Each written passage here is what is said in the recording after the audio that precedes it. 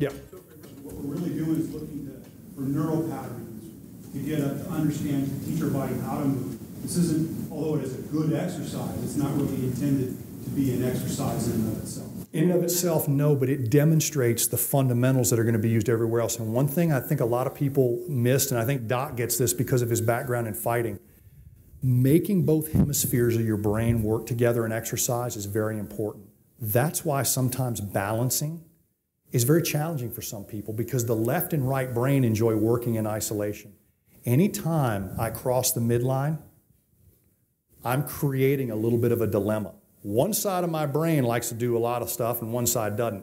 Whenever I cross the midline, my hand leaves this visual field and goes into this visual field. The arm actually crosses over and I have to make my right arm work over here. That creates quite a bit of mental fatigue. You're going to find the Turkish get-up or stuff like swinging Indian clubs, paddling a stand-up paddleboard is going to give you this overall mental fatigue. You're like, where'd that come from? I just really want to sit down. I'm not really burning. My arms and legs didn't give out. I've just been totally engaged.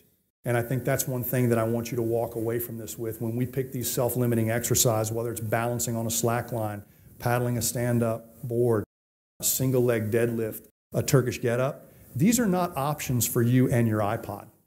I need 100% of your friggin' attention on board, because this is a mind-body experience where you're going to get dialed in a very short amount of time.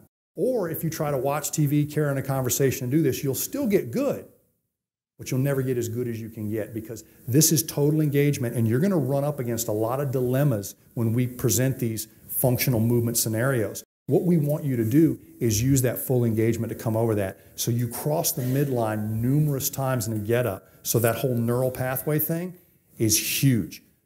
I don't care how many you do, but if you do a bad one, your brain will remember that one as easily as it does the good ones.